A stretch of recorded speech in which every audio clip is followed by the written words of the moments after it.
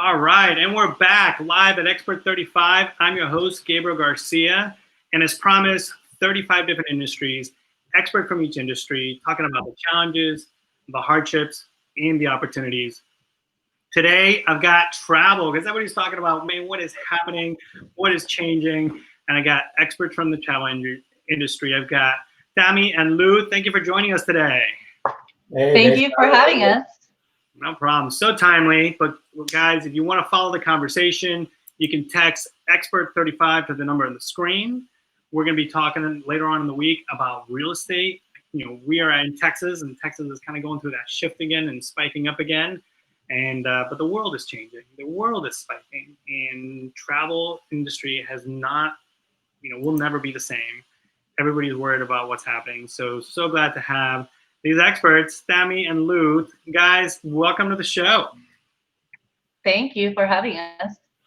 No problem. Tell us a little bit about what you guys, how you guys got into this, right? So Tami, start off with how did you get into the traveling and all this in the industry? So I was born and raised in Peru, and I was raised in a mixed family because I was born in Peru, but my family is from Japanese background, so I'm a third generation. So I always had culture and cuisines mixed at home. So I was always curious about other cultures and cuisines. So I always my mom used to work in Canadian Pacific, so she was able to secure a lot of free flights before leaving the company. So she took me everywhere with them. Canada, the US, Japan, since I was less than a year old. So I remember clearly when I was 6 years old, I was at Disney World and I was riding the Small World ride with my mom. And I told her, I will visit every single country on this ride. So right now, I have been to 58 countries and I will continue to travel. And I love those amazing cultures around the world and learning about the cultures. And I think it just makes you a better person and more open, just in general. So that's how I started traveling. Countries. I mean, you've got, I would love to see the map. I would love to see it. And I think that's part of what we're going to talk about today. Lou, tell us a little bit about how you got into all of this. You know what? I mean, it's, from an early age as well. I mean, I found kind of my natural expression through travel, with the immediate surroundings. Worked in the oil and gas industry kind of like for 20 years, and people at the office would actually joke around and say, you live abroad and work in Houston. It's very, very true, because I found every opportunity to basically go ahead and travel. I mean, it's my passion at the end of the day, and really at the end of the day, we want to share that passion with our clients and design trips on create lifetime of memories. But I visited 68 countries at the same time, and the difference in travel is the funny thing is that how detailed you are whenever you travel and you visit these different countries by gathering all this information, which at the end of the day becomes really good content to provide to our clients and so forth. So I bet Christian's already chiming in. He's ready to travel. You already got somebody ready to sign up with you guys. We like those kind of folks. Great. Bring them on. Right. So, and now you guys are, run an agency. You've gone through all this training. The world's changing. So really, what are the big changes in the travel industry? And I'll let you go with that first, Tami. Tell us a little bit about that.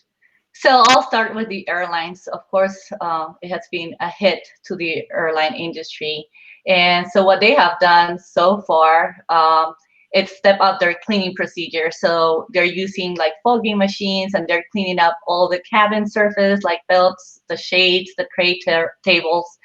And of course, they have changed the process on how you board the plane from the check-in. So the check-in procedure now, everything is done by an app, and you just drop your bags. And then the offering in the lounges are very small compared to what they offer before. And at the gate, you are the one who has to scan your boarding pass before boarding the plane. And now their boarding process starts from the back of the plane to the front. And there's a reduced in-flight service. So everything comes pre-packed, like the sandwiches, the snacks, and even for business class, everything is pre-packed. reduced significantly. Of course, we have heard that some airlines were leaving the middle seat off, so you couldn't book it. But really, right now, all the airlines are moving forward to booking 100%. United, American just announced that July 1st, they will start booking 100% of their seats. Delta, it's moving forward in September. So they're no longer going to be taking off the middle seat. But they will still continue to inform the customers if the flight is full so that you can rebook into another flight, but we don't know how long they will continue doing that. And now they're requiring masks to have masks for everybody. And it is not a national policy, so it's just a requirement from the airline, but we won't know if the actual policy will come up or not. Like the cigarettes, you cannot smoke in planes, and it's a policy, but wearing mask is not a policy yet. So we'll see that in the future. Regarding hotels, the hotels have made really good changes in the whole process. The sanitation process that they're taking, especially the big brands or the luxury hotels, what they're doing is they're using hospital grade sanitation processes to keep everything clean. Yes, and they're using even QR codes to keep track of what areas they have been cleaning up. Like every 30 minutes, they have to clean the areas that are like the lobby area, the elevators. So they're keeping track with technology right now. Well, that's true. I mean, and I see that that's like the industry is doing that to make sure they're protecting because they don't want to have an outbreak. Here's a great question from Jennifer. She's asking, what protections can we take as the traveler? As a traveler, of course, you have to be more aware of your surroundings, what you're touching. If you're touching something that most people touch, like doorknobs or an elevator, make sure you don't touch your face, and always have a hand sanitizer in place around you, so you can quickly clean your hands. And I'll also suggest to have cleaning wipes, even if you go to a restaurant or a hotel or an airplane. Just clean your surroundings, even though you know that they have a sanitation process. You don't know if they just clean it up or it was 30 minutes ago. So just make sure you just clean. Right, because they'll have to, but I mean, it's not like they can clean after every single, Exactly. Yes. Well, and let's talk a little bit about what we can do, right? What kind of travel do you recommend? Because I think we were talking offline that maybe there's a couple of new ideas. Instead of international travel, what are some options for traveling? Lou can answer those questions. Oh, Lou on there. All right. Yeah, well, first things first, the one thing that's going to open up is definitely domestic travel. You're going to see more road trips. People are going to get, people within the U.S. are going to get learning more about the U.S. with these domestic trips. You're going to see either, weekend or weekly trips, whether it's in your car or a huge uptick in RV rentals. And you can just imagine they have, an array of different rentals that you can do from RV, from super luxurious all the way down. You're going to see people going back to nature, right? Doing kind of like these nature tours.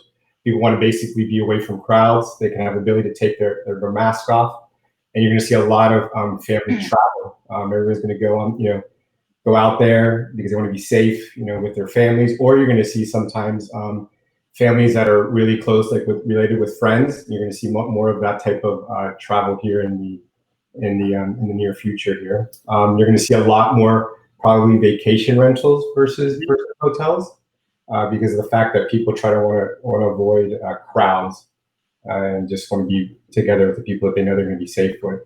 In terms of future travel trends, the first thing that's going to open up is definitely going to be luxury travel. This is the first segment that's going to start with international travel kind of like next year. People can afford kind of like the social distancing better than other folks. People are going to see an uptick with, private jets, the first class, the private villas, kind of like your 5-star services, private tours. You're going to see a very huge uptick with private tours.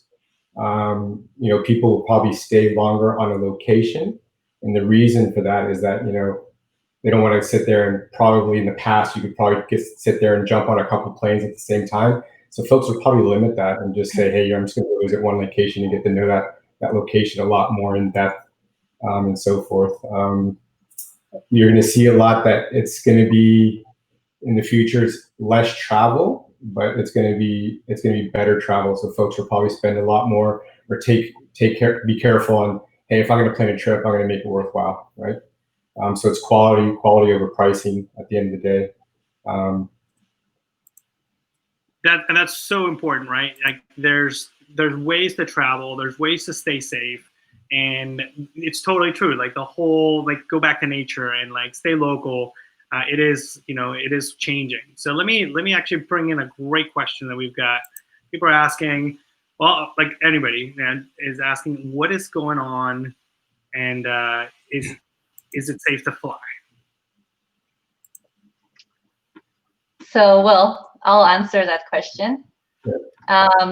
So the aircrafts, they use, so people are asking a lot about the aircraft circulation filtration system.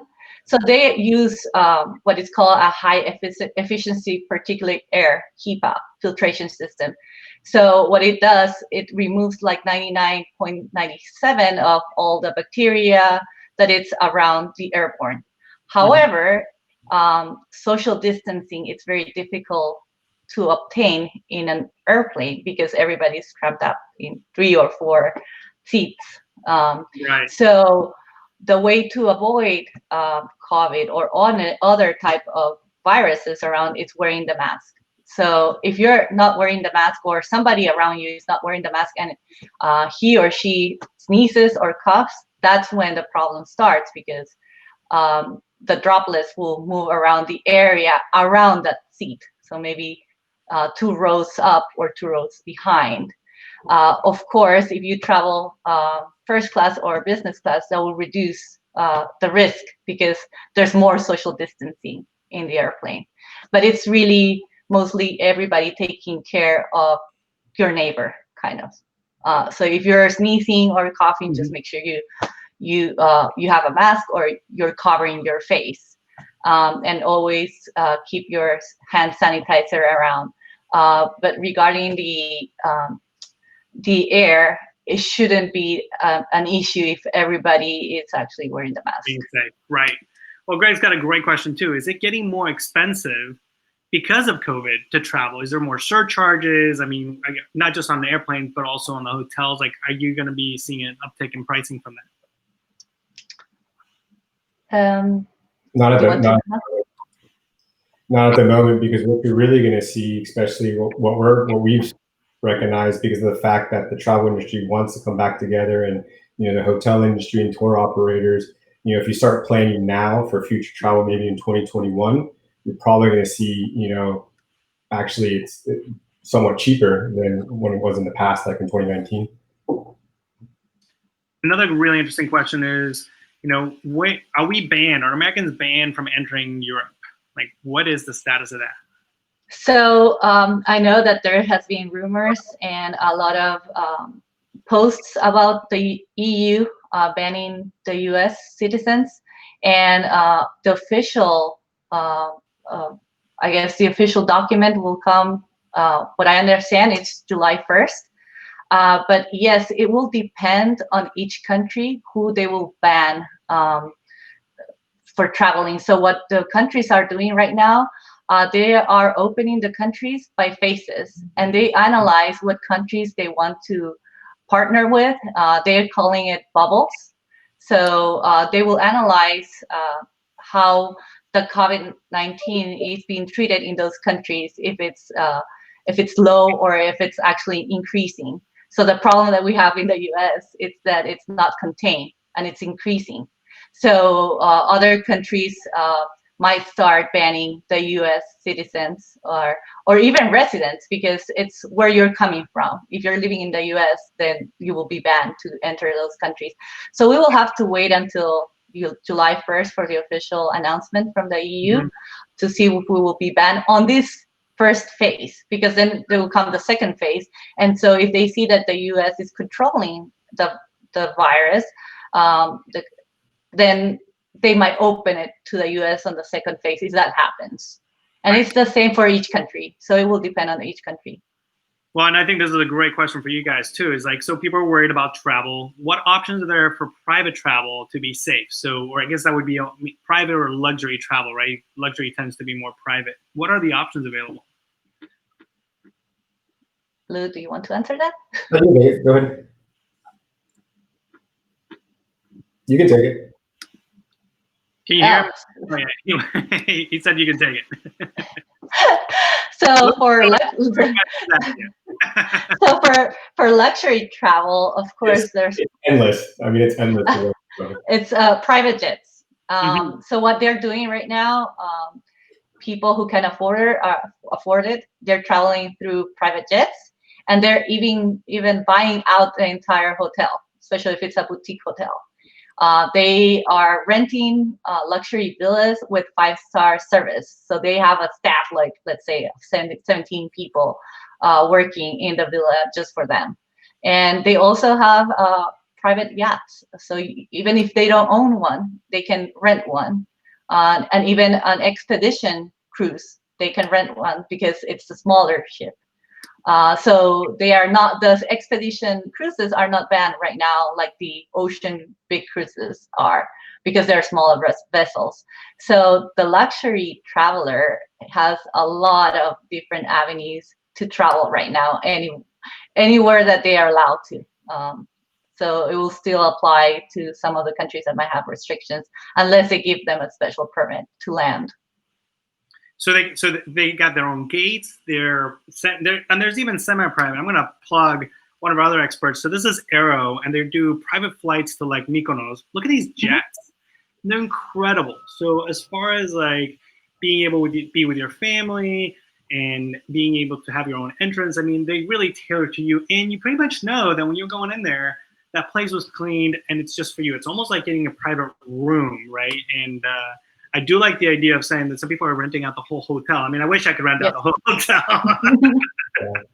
Maybe a really small hotel. What you're going to see there, Gabriel, in the private jets is you're going to see more families traveling together, you know, right, in the private jets, because it's you know, the cost benefits for that. Absolutely, that will increase. Well, yeah, there's cost benefits, right? The time, the schedule, and it's also the quality time. So now actually the journey becomes part of it too, right? Like you're traveling together, and I think it's, you know, a bit of community that you're building. And as long as you're traveling, you know, being safe, doing the same things, and they manage all the immigration for you as well, right? Because you got your own entrance. How does that work when you land internationally? For a regular passenger or for somebody traveling on these jets on their private entrance? Oh no, they do have their own like gates and lounges. So immigration is set up for them separately. So they are not with the regular travelers. So yeah, everything it's so they can apply social distancing very well, the luxury travelers. Here's a great question from Greg. What is the best destination to avoid lots of people?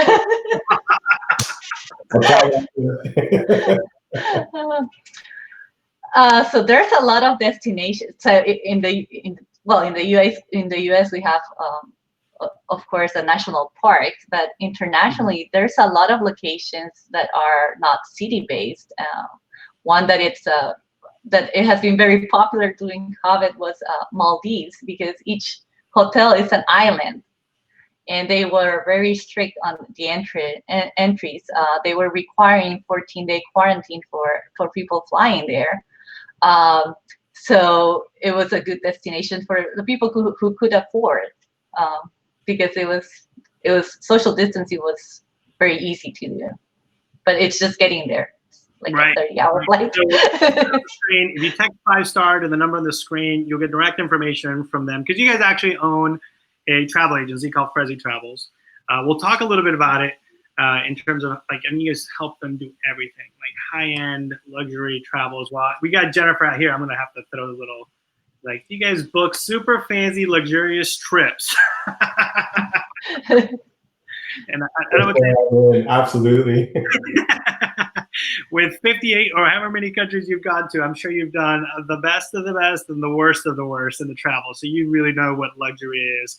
And luxury is also very different in every country, right? So, some people have to, I think part of what you guys probably do is educate people on like, okay, well, this is what's going to be available if you're in the middle of like the Sahara Desert, right? As opposed to in Europe. You're going to Guatemala and anywhere, depending on where you're going, you guys have the balance of providing that luxury in that state. So, no, I think some of the information that you guys are providing is so timely, so important, to talk about how things are changing. I love the luxury travel idea because it's becoming more of it's not just a luxury, it's also a safety. And that offsets the cost. It's no longer like the price of being sick is too high, and also the price of being with your family is priceless. So it's almost like we can be a MasterCard commercial now. But my favorite part of the show is we talk about 3 things people can do now. But I know you guys are like travel the world, so we're gonna give you 5. So it's gonna be 3, but you guys are gonna say 5 things to do now. Go for it. No, really. I mean, at the end of the day, we do highly recommend that you hire a travel advisor because really they're your advocates on your behalf, and they're there with you every step of the way. I mean, being safety number 1. They have all that travel intelligence. They have they research all the destinations, what the requirements are, especially in this new world of travel. Reassurance that these hotels are safe. They're clean, they're certified. Even restaurants, for that matter, that basically abide by these health standards when international travel, opens up again. And really, at the end of the day, we navigate the new normal for our clients and give you only the facts on, what is safe, because at the end of the day, we want our clients to be safe when they travel. We manage all of the logistics. All you have to do is just show up. But if you don't hire a travel advisor, then there's a couple things that you will need to do. You're going to have to research the destination and requirements. And here's just an example of some countries that require test results before you arrive. Like, for example, Cambodia right now requires a $3,000 deposit on arrival for any medical or funeral expenses. That actually sounds bad, right? But just in case you get sick. So every country is going to have their specific requirements and restrictions, and that's constantly changing. You're going to have to plan in advance. You're used to have travels that do last minute things. In this case, it's going to change. Plan in advance. The museums and sites are going to start reducing the number of visitors, and they will establish, pre-booking date, times, and schedules. You're going to look for the terms and beware for terms and conditions. When you book for hotels, and we saw it today before COVID, a lot of people that booked on their own, they basically didn't get their money back for it. Also, you want to inquire about the hotels and tour operators about their safety protocols. So there's a lot. If you book it on your own, you're going to have to do a lot of work. Yeah, no, I think that's super important, right? Is agents are becoming so much more important. Everybody's like, oh, I can find a better deal, but really, you can't, right? Like, you guys have access to database that nobody has access to, yeah. Right? And you also have the ability to repurpose, modify itineraries, and that's your job in terms of like this part of the service that you offer. Tell us a little bit about how Frezi Travels does it, because I know one of the most interesting things about you guys is like just the detail in the itinerary and the ability to just like you said, get up and go. So tell us a little bit about how Frezi Travels is revolutionizing how we can travel. So we specialize in tailored itineraries and unique experiences around the world. So what we do is tailor to your own desires of the trip. So we don't do cookie cutter itineraries. So what we do is have a form where you will fill out your information, and we have several questions like how you travel, what are your what you like, what you dislike, your preferences, and then we'll sit down with you and get to know you to see what you really like and what is luxury for you, because the description of luxury can be totally different from one person to the other one. And based on that conversation, we will start to build the itinerary. And of course, your budget, because the experiences will depend on the budget that you can afford. from something like simple as making your kids a gladiator in Rome, or having the keys to the Sistine Chapel, which will be more expensive. Wait, so you can get us the keys to the Sistine Chapel? yes, yes. I like it. So we belong to Virtuoso. It's the largest luxury consortium in the world. So we have access to different operators around the world that are vetted by Virtuoso. And since they are on site, they are in the country, they do have some type of luxury experiences for us available. Oh, but with a price tag, of course. Well, and I think, like you're saying, is it's part of the advantage is, look, you can book, you can rebook. Things are changing. You got all kinds of questions coming up. I'm going to let you guys go into the chat and answer. People are asking about when are they going to allow international students to get back into school? Like, is it safe? Are they banning us from traveling abroad? So, like, there's all these questions that people have, and I think you've answered some really, really important questions in terms of, you know, how to stay safe. I love the luxury, and I think there's going to be kind of like this new area where it's going to be luxury, but it's going to be with health, with family really put together, and it's going to be safer, and it's going to be something that's going to be a new way of traveling, and I think very enjoyable. So, no, you guys have been great. Thank you so much for being on the show, Lou and Tami. Thanks for having us. Thank you for having us. No, we'd love to have you back, especially as things change. We need to kind of like follow up. There's questions about, actually, really good question. What is your favorite place you've ever been? So Tami, first, go. Ooh. Oh, that's difficult to answer. For me, every country has its own charm. But of course, I will be biased. But my two favorite countries, of course, are the country I was born, Peru, because it has so much adventure, and Japan. I go there every year. It has so much to offer, from culture to food to adventure. So those are my favorite countries, I'll say. But I'm biased. Lou, I saw you raise your hands, but I couldn't hear. What's your favorite? Japan. Japan. Oh, nice. Okay. Well, I'd love to bring you back. Let's bring you back on just traveling. I want to do a luxury travel one where let's just throw photos. Let's talk about the fun stuff. I mean, today we just really had to get into the nitty gritty. But I'm getting excited. I think now that I know that there's ways to travel safely, and you guys kind of open that idea, would you guys be willing to come back and just talk about, like, hey, here's some like plans and travel, and like just have people kind of jump in and show us some of the, I guess if you join together, you probably have gone to over 100 countries between the two of you. So, you know, we've got plenty to talk about. You guys be willing to come back?